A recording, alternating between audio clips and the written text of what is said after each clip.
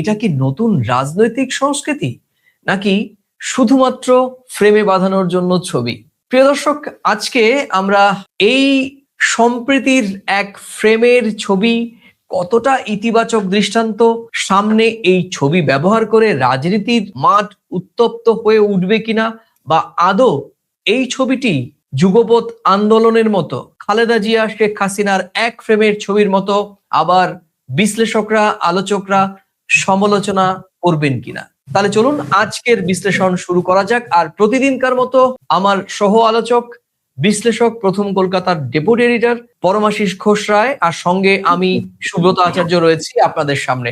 গতকালকে তুমি দেখলে বিরল এক ছবি, তোমার মনে আছে আমরা সম্ভবত 3 থেকে 4 মাস আগে বাংলাদেশের একটি অনুষ্ঠানে, সম্ভবত যদি ভুল না হয়ে থাকে, বাংলাদেশের সেনাবাহিনীর একটি অনুষ্ঠানে আমরা এইরকমই একটি ছবি দেখেছিলাম, যেখানে বেগম খালেদা জিয়া, ডক্টর ইউনূস, সেনাপ্রধান এবং 3 বাহিনীর বাকি প্রধানরা উপস্থিত ছিলেন। এবং শুধু তাই নয়, সব রাজনৈতিক দলের নেতা নেত্রী ওই অনুষ্ঠানে উপস্থিত ছিলেন। এবং আমরা বলেছিলাম এক বিরল দৃষ্টান্ত এবং বিরল ছবি, যা গত 15 বছর বাংলাদেশের মানুষের সামনে ছিল না।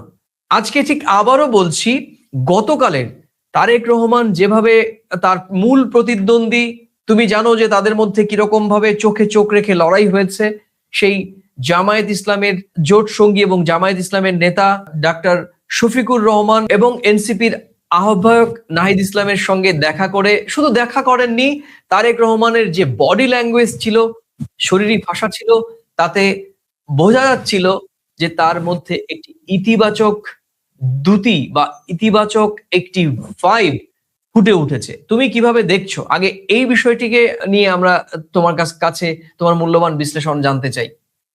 আমি শুরুতেই বলবো, 12ই ফেব্রুয়ারি 2026 যখন বাংলাদেশের জাতীয় নির্বাচন হচ্ছে, সেই নির্বাচনের প্রায় শেষ লগ্নে আমরা যখন ভারতীয় সময় বিকেল 4:30-5টার সময় আমরা বসেছিলাম প্রাসঙ্গিক প্রসঙ্গ নিয়ে কথা বলতে, আমি সেদিন বলেছিলাম যে এটা সংস্কারের অভিষেক হচ্ছে। আর আমার মনে পড়ছে 25শে ডিসেম্বর জনতার দরবারে যাকে অভ্যর্থনা দেওয়া হয়েছিল তারেক রহমান সাহেবকে, তিনি বলেছিল আই হ্যাভ এ প্ল্যান। আমার মনে হচ্ছে গতকালের সন্ধ্যায় এবং নির্বাচনের দিনকে ডক্টর ইউনূস বলেছিলেন বাংলাদেশের একটা জন্মদিন, আজকে নতুন করে জন্ম হচ্ছে। একেবারে গণতন্ত্রের মানুষ, গণতন্ত্রপ্রিয় মানুষ তাদের প্রতি আস্থা রেখেছে এবং তিনি সেই আস্থার যে নিষ্ঠা, যে শিষ্টাচার, সেটা কিন্তু কালকে একটা গণতন্ত্রপ্রিয় দেশে যেটা হওয়া উচিত, সেই শিষ্টাচারের মূর্ত প্রতীক হয়ে তিনি সেই গণতন্ত্রের পুনঃপ্রতিষ্ঠার যে একটা ভিত্তিপ্রস্তর স্থাপন করলেন কালকে শফিকুর রহমান সাহেবের বাড়িতে গিয়ে এবং নাহিদ ইসলামের সঙ্গে দেখা করে। বোঝাই যাচ্ছে যে আগামীর বাংলাদেশ একটা সঠিক বাংলাদেশ, গণতন্ত্রপ্রিয় বাংলাদেশ, বাংলাদেশের মানুষ তারা পাচ্ছেন। সেই যাত্রার কিন্তু সূচনা কালকে বিএনপির চেয়ারপারসন প্রধানমন্ত্রী, যাকে ইতিমধ্যেই ভারতের প্রধানমন্ত্রী 3বার শুভেচ্ছা দিয়েছেন, টেলিফোনে কথা বলেছেন, এবং আমাদের বিদেশ সচিব বিক্রম মিস্ত্রি যাচ্ছেন তাকে ভারতে আমন্ত্রণ জানানোর একেবারে সরাসরি পত্র নিয়ে তিনি কিন্তু চলে যাচ্ছেন। এবং তুমি জানো যে আগামীকালকে যে মন্ত্রিসভার শপথ হবে, সেখানে আমাদের দেশের লোকসভা স্পিকার প্রধানমন্ত্রীর বদলে উনি পৌঁছচ্ছেন। প্রধানমন্ত্রী আমন্ত্রণ পত্র গ্রহণ করেছেন এবং সর্বভারতীয়ভাবে একেবারে সব দলীয় যে প্রতিনিধি, লোকসভা স্পিকার অত্যন্ত সম্মানীয় ভারতবর্ষের মতন দেশে, সেই লোকসভা স্পিকার ওম বিড়লা যাচ্ছেন এবং বিদেশ সচিব যাচ্ছেন। এটা খুবই একটা গণতন্ত্রের জন্য একটা অন্যতম দিন হয়ে থাকলো গতকালের 15ই ফেব্রুয়ারি ঢাকার মাটিতে। যে শিষ্টাচার, যে গণতন্ত্রের শিষ্টাচার তিনি দেখিয়েছেন, এটা কিন্তু গোটা বিশ্ববাসীকে প্রাণিত করবে, গণতন্ত্র প্রিয় মানুষকে প্রাণিত করবে। আজকে এই আলোচনাটা কেন আসছে যে এটা গণতন্ত্রের শিষ্টাচার, এটা একটা বিরল দৃশ্য, এটা তারেক রহমান একটা নজির গ্রহণ করছেন বা দৃষ্টান্ত দেখালেন। এই যে আজকে যে বিশেষণগুলোতে বিশেষায়িত করা হচ্ছে পরমাশিস, সেটা তো অস্বাভাবিক। গণতন্ত্রে প্রতিদ্বন্দ্বী বিজয়ী দল শুভেচ্ছা জানাবেন, এক ফ্রেমে ছবি তুলবেন, এটাই তো হওয়ার কথা ছিল। কিন্তু বাংলাদেশের ক্ষেত্রে এটা বিরলতম সৌজন্য কেন বলা হচ্ছে? আমরা একটু পেছনের দিকে, আমরা তো অতীততা দেখিনি। হ্যাঁ, আমরা সেই পেছনের দিকে একটু তাকাবো, একটু পেছনের দিকে ফিরে যেতে চাই। শেখ হাসিনার আমলে একাধিক জাতীয় নির্বাচন নিয়ে বড় বিতর্ক ছিল। বিরোধী দল অংশ নেয়নি বা সীমিত অংশগ্রহণ ছিল। বহু আসনে একতরফা বিজয় নিশ্চিত করেছিল আওয়ামী লীগ। বিএনপি এবং জামায়াত কার্যত নির্বাচনী কাঠামোর বাইরে ছিল। বিরোধীদের অভিযোগ ছিল প্রশাসন ও নির্বাচন কমিশন নিরপেক্ষ ছিল না। আন্তর্জাতিক মহলে কিছু পর্যবেক্ষণও প্রতিদ্বন্দ্বিতার অভাবের প্রসঙ্গ এসেছে। ফল, রাজনীতিতে সহাবস্থান নয়, বরং অচ্ছুত রাজনীতি।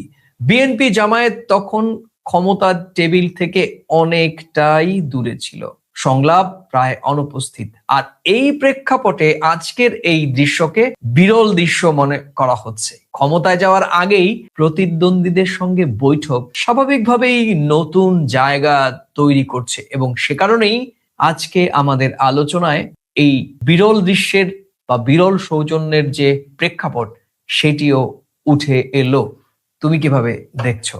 না, গতকালকে এটা তো আমরা আলোচনা করছি, গতকালকে যে বিরল দৃশ্য আমরা দেখলাম সেটা নিয়ে তো আমরা আলোচনা করছি। বিরল কেন সেটা আমরা সকলেই জানি। গতকাল বিকেলের দিকে সংবাদ মাধ্যমের সামনে সাক্ষাৎকার দেওয়ার সময় জামিয়াতে ইসলামীর যে ডক্টর শফিকুর রহমান সাহেব, উনি বলছিলেন যে আমার বাসায় তিনি আসবেন এবং অত্যন্ত আমি এটা মানে ভালো দিক বলে মনে করছি। অবশ্যই আমি তাকে অভ্যর্থনা জানাবো। তো এটা যে উনি যে শিষ্টাচারটা দেখাচ্ছে এর জন্য আমি সত্যি ওনাকে ধন্যবাদ জানাচ্ছি। এবং উনি বলেছেন যে আমরা বিরোধী আসনে থাকবো, আমরা বাংলাদেশের মানুষের কথা বলবো, তাদের সঙ্গে যদি আমাদের সহমতের ভিত্তিতে সবকিছু সরকারটা এগোয় তাহলে আমাদের বাংলাদেশের মানুষের পক্ষে ভালো। কিন্তু সেখানে দাঁড়িয়ে যদি কোনো মানুষের কথা না শোনা হয়, অধিকারের কথা না রাখা হয়, আমরা আমাদের আন্দোলন চালিয়ে যাব। কিন্তু উনি কিন্তু ওনার এই আশাটা অত্যন্ত সদর্থক এবং সম্মানসূচক হিসেবে দেখেছেন এবং ধন্যবাদ জ্ঞাপন করেছেন।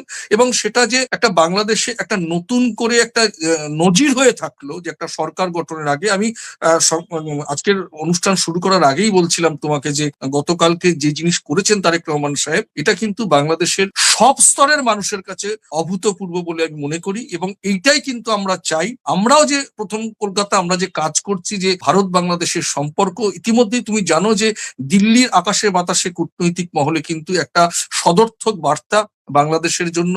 হয়তো তারেক রহমান সাহেবকে এই বিক্রম মিস্ত্রি গিয়ে তাকে এদেশে আসার জন্য আমন্ত্রণও জানাবে, যতদূর সংশ্লিষ্ট সূত্রে যেটা খবর পাচ্ছি এই মুহূর্তে। একদমই ঠিক বলেছো যে, এবং বাংলাদেশ, এই নতুন বাংলাদেশ বিনির্মাণের ক্ষেত্রে দুই দেশের সম্পর্ককে সুদৃঢ় করার ক্ষেত্রে বা ভেঙে যাওয়া সম্পর্ককে খানিকটা হলেও আবার রিপেয়ার করার ক্ষেত্রে আমরা প্রথম কলকাতার পক্ষ থেকে একেবারে অব্যাহতভাবে চেষ্টা চালিয়ে যাচ্ছিলাম। আজও আমরা সেই চেষ্টারই অংশ হিসেবে বসেছি। আগামীকালও বা আগামীতেও একই রকম ভাবে আমাদের এই চেষ্টা অব্যাহত থাকবে। পরমাশিস, আমরা যদি গতকালের এই ঘটনার সঙ্গে আমরা খানিকটা একটু তুল্যমূল্য বিবেচনা করি, কারণ গতকাল তারেক রহমান যে আমাদের ভাষায় বা গণমাধ্যমের ভাষায় বা বাংলাদেশের একটি বড় সংখ্যক মানুষের চোখের সামনে যে দৃশ্যত বিরল শিষ্টাচার দেখালেন, সেটা নিঃসন্দেহে তুলনা করা হচ্ছে। হাসিনার আমলে অভিযোগ ছিল ক্ষমতা কেন্দ্রীভূত, বিরোধীদের স্পেস সীমিত। এবার তারেক রহমানের পদক্ষেপ কিছুটা হলেও ইঙ্গিত দিচ্ছে অন্তত প্রতীকের জায়গায় অন্তর্ভুক্তির চেষ্টা শুরু হয়েছে।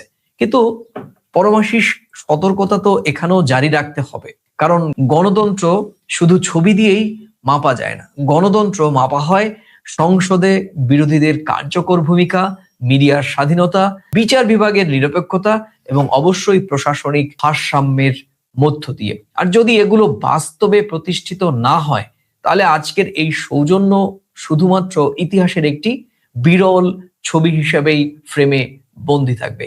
কিভাবে দেখছো বিষয়টি? দেখো, গতকালের যে সৌজন্যতা, শিষ্টাচার, গণতন্ত্রপ্রিয় দেশের বা গণতন্ত্রের প্রতি যে আস্থা রেখেছে বাংলাদেশের মানুষ বিএনপির প্রতি এবং তারেক রহমান সাহেবের প্রতি যে আস্থা রেখেছে, সেটা অবশ্যই ধন্যবাদার্হ। এবং উনি এগিয়ে যাবে, বাংলাদেশকে নিয়ে সকলকে সঙ্গে নিয়ে এগোবে। কিন্তু এখান থেকে একটা বার্তা আমি দিতে চাই যে আমাদের আলোচনা আমরা বহু সময় বলেছি যে বাংলাদেশের একটা অন্যতম রাজনৈতিক দল আর একটা বড় শক্তি আওয়ামী লীগ, বাংলাদেশের মানুষই কিন্তু তাদেরকে উৎখাত করেছে। গতকালের শিষ্টাচার যদি ছবিতে বাঁধানোর শুধু দৃষ্টিভঙ্গি হয়, তার বাস্তবায়নের দিক যদি বাংলাদেশের মানুষ সেই উত্তাপ যদি না পায় বাস্তবায়নের পথে সকলকে নিয়ে চলা, তাহলে কিন্তু আমি কিন্তু আবারও ওয়ার্ন করে দিচ্ছি, বাংলাদেশের মানুষ কিন্তু আরেকটা গণ অভ্যুত্থান দেখাতে কখনোই পিছপা হবে না। এটা আমাদের বুঝতে হবে। গতকালকে যে জিনিসটা উনি করেছেন, এটা আমার মনে হয়েছে এটা বাস্তবিক প্রেক্ষাপটে দাঁড়িয়ে উনি যে বলেছিলেন আই হ্যাভ এ প্ল্যান, বাংলাদেশের অন্যতম রাজনৈতিক দল হিসাবে ওনাদের প্রতি যে বাংলাদেশের মানুষরা আস্থা রেখেছেন, ওনার যাত্রাপথও কিন্তু কিছুটা একেবারে স্বকীয়তার সঙ্গে কিছুটা দৃষ্টিভঙ্গি অন্যভাবে নিয়ে অন্যভাবে চলার পথ তিনি মসৃণ করতে চাইছেন বাংলাদেশের মানুষের প্রতি আস্থা রেখে। পরমাশিস, আমি তুমি আমরা শুরু থেকেই যখন 2024-এর 5 আগস্ট হলো তারপর থেকেই কিন্তু বলছি যেটা বাংলাদেশের যারা এই মুহূর্তে রাজনীতি করছেন তাদের প্রত্যেকের জন্য একটি পাঠ এবং সংকেত। তুমি বললে যে তারেক রহমান সরকারি দল, কিন্তু আমি বলবো শুধু তারেক রহমান সরকারি দল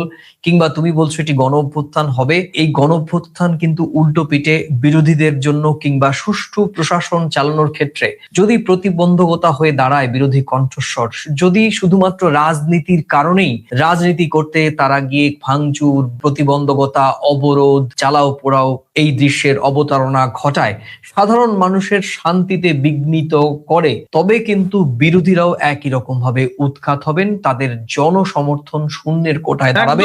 তখন কিন্তু একটি একক আবার নতুন ফ্যাসিবাদ সরকারেরও তৈরি হবে, কারণ তখন সরকারের কাছে একক ক্ষমতা থাকবে। আমি ফ্যাসিবাদ কথাটি এই কারণে খুব সচেতনভাবে ব্যবহার করলাম, ফ্যাসিবাদ শব্দটি কিন্তু বাংলাদেশের মানুষের কাছে একটি ভয়াবহ জ্বলন্ত এক দানবের দৃশ্য। একক দেখো, ক্ষমতা সেটা কিন্তু একেবারেই সত্যি। তুমি যে আশঙ্কাটা, যে ভয়টা করছো, বাংলাদেশের মানুষ কিন্তু সেই আন্দোলনের প্রতি, সেই ফ্যাসিবাদের প্রতি কিন্তু আস্থা রাখেনি, তাহলে কিন্তু বিএনপি এত সিট পেত না। বাংলাদেশের মানুষ, সাধারণ মানুষ, সব স্তরের সাধারণ মানুষ, আমি একেবারে নিচুতলার সিএনজি চালক থেকে প্রফেসর, ডাক্তার, ইঞ্জিনিয়ার, ব্যবসায়ী, সব স্তরের মানুষ কিন্তু বাংলাদেশটা যে এখনো ধর্মনিরপেক্ষ দেশ, গণতন্ত্রের ওপরে নির্ভর করে চলে, কোনো ধর্মান্ধতায় চলে না, সেটা কিন্তু বাংলাদেশের মানুষ বুঝিয়ে দিয়েছে। ডেইলি স্টারের অফিস, প্রথম আলোর অফিস যারা ভেঙেছিল, পুড়িয়েছিল, তারা কিন্তু হাদি হত্যার বিচারের দাবিতে পুড়িয়েছিল কিনা আমার আজও সন্দেহ আছে। একটা আগ্রাসনের ভূমিকা নিয়ে যেটাকে বলা হচ্ছে মব, সেই মবকে কিন্তু ছুঁড়ে ফেলে দিয়েছে বাংলাদেশের প্রগতিশীল মানুষ, যারা বাংলাদেশটাকে সত্যিকারের ভালোবাসে। যাদের কাছে নজরুল গীতি, যাদের কাছে রবীন্দ্রসঙ্গীত, জারি সারি, ভাটিয়ালি কিংবা বিভিন্ন নৃতাত্ত্বিক যে নিদর্শন, যে ঐতিহ্য, প্রত্যেক ঐতিহ্য বা ধর্ম বা ধর্মকে যারা ধারণ করেন তাদের প্রত্যেকেরই প্রতি বাংলাদেশের সাধারণ মানুষের সমর্থন থাকবে। যার ধর্ম যার যার দেশটি তো বাংলাদেশের মানুষ বা বাংলাদেশের মানুষের সবার, তাই না? সুতরাং এক্ষেত্রে কোনো একটি বিশেষ মত এবং পথকেই শুধু বাংলাদেশের মানুষ যে গ্রহণ করেননি, সেটি কিন্তু সম্ভবত এই 2026-এর 12ই ফেব্রুয়ারি বাংলাদেশের জাতীয় সংসদ নির্বাচনে আন্তর্জাতিক মিডিয়ার ভাষায়, ভারতীয় মিডিয়ার ভাষায় কিংবা আন্তর্জাতিক পর্যবেক্ষকের ভাষায় বাংলাদেশের ইতিহাসের সেরা গ্রহণযোগ্য নির্বাচনে বাংলাদেশের প্রগতিশীল গণতন্ত্রপ্রিয় মানুষ তারা কিন্তু শিলমোহর দিয়ে দিয়েছেন। এবার আমি বলছি তারেক রহমানের প্রসঙ্গে। তুমি বরাবরই বলছিলে 25শে ডিসেম্বর 300 ফিটে তারেক রহমানের ঐতিহাসিক ভাষণ, তুমি কোট করো, আমিও কোট করি, আমার মতো অনেকেই ভারতীয় সাংবাদিক কোট করেন যে আই হ্যাভ এ প্ল্যান।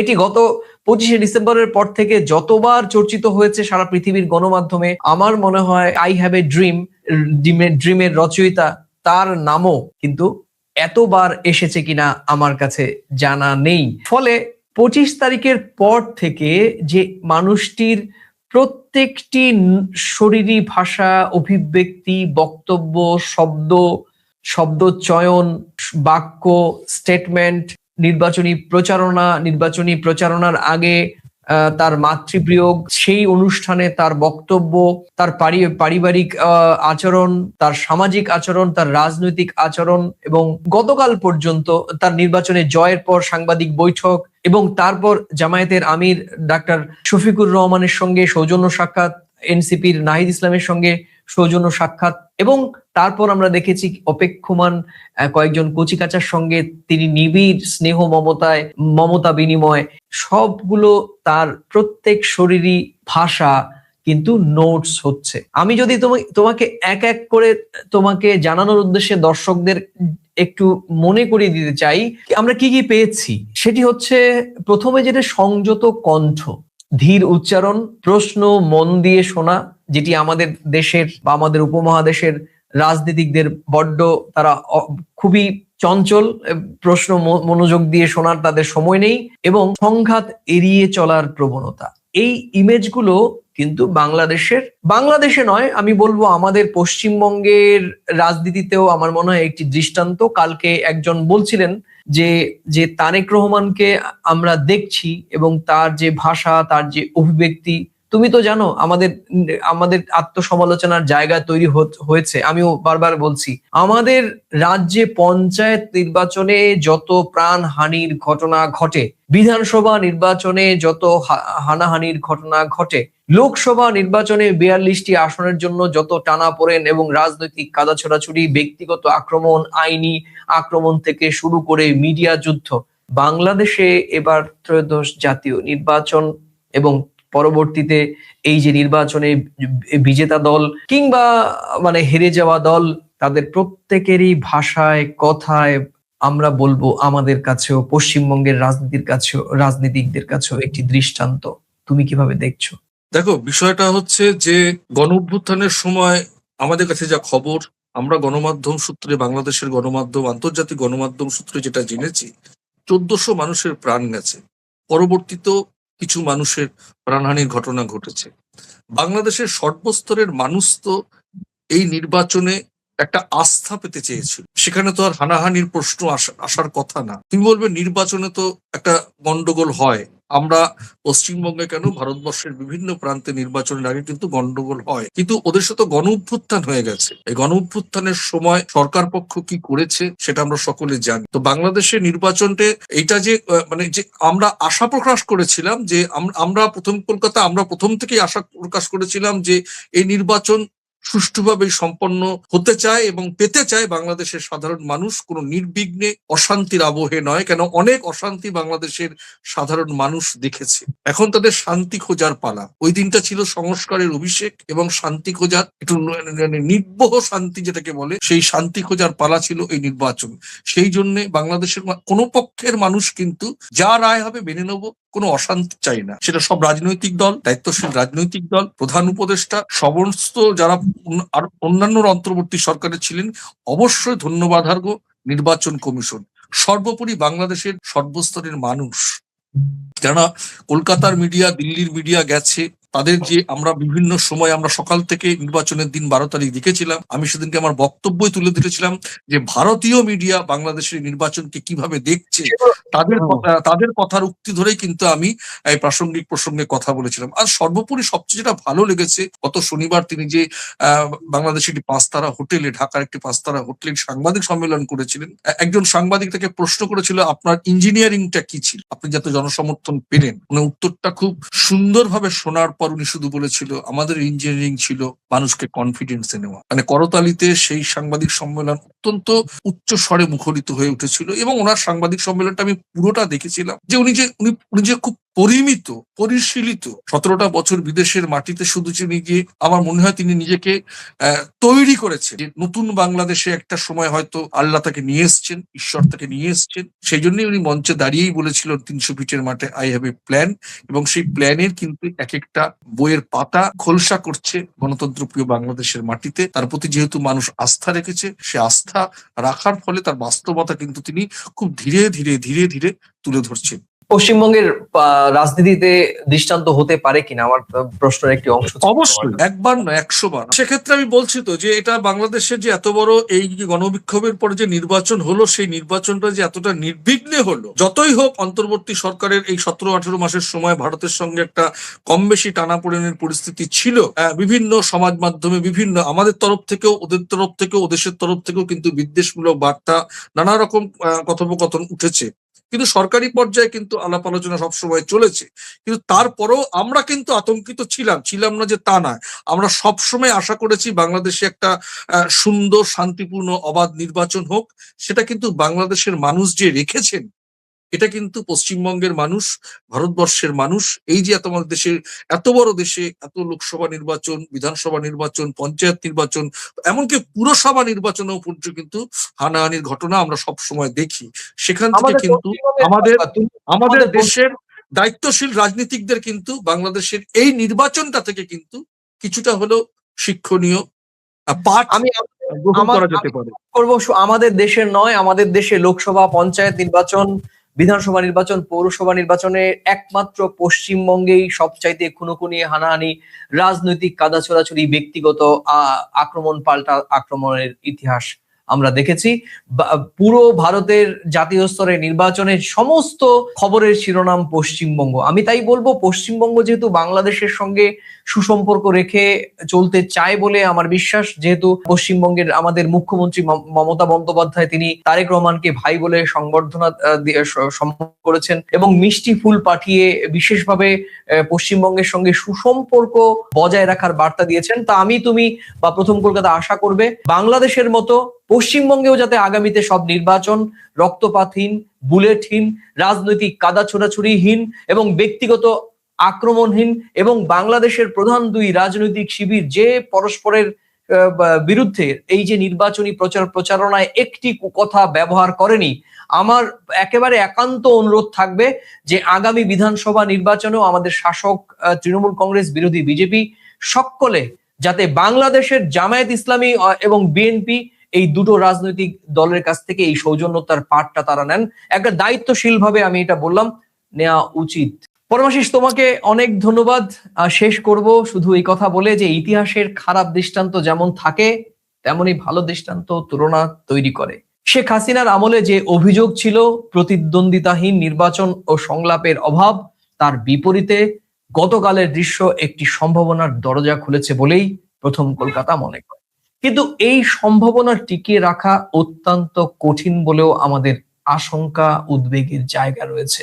কারণ ক্ষমতায় গেলে সবচেয়ে বড় প্রলোভন হয় বিরোধী দলকে দুর্বলে রাখা। যদি তারেক রহমান সেই পথ এড়িয়ে প্রতিদ্বন্দ্বিতাকে সম্মান করেন, তাহলে নতুন ইতিহাস তৈরি হবে স্বপ্নের নতুন বাংলাদেশ।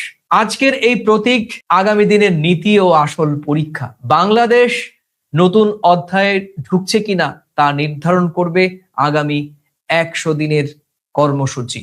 সৌজন্য যদি নীতিতে পরিণত হয় তাহলে ইতিহাস বদলাবে, না হলে এটা শুধু ফ্রেমে বন্দি এক বিরল দৃশ্য হিসেবেই থেকে যাবে। প্রিয় দর্শক, আজ এ পর্যন্তই। আবার দেখা হবে নতুন কোনো বিষয়, প্রাসঙ্গিক প্রসঙ্গ নিয়ে। ততক্ষণ ভালো থাকুন, সুস্থ থাকুন, সবাই নিরাপদে থাকুন। আর হ্যাঁ, এই ভিডিওর কোন মন্তব্য বা মন্তব্যগুলোর সঙ্গে আপনি সহমত কিংবা ভিন্নমত মন্তব্যের কলামে লিখে জানাতে ভুলবেন না। ভিডিওটি ভালো লাগলে নিজেদের মাঝে শেয়ার করে ছড়িয়ে দিতে পারেন। আর আজ এই চ্যানেলে প্রথম এলে পুরনো ভিডিও দেখে যদি চ্যানেলটি ন্যূনতম ভালো লাগে, চ্যানেলটি লাইক বা সাবস্ক্রাইব করতে পারেন। আজ এ পর্যন্তই। নমস্কার।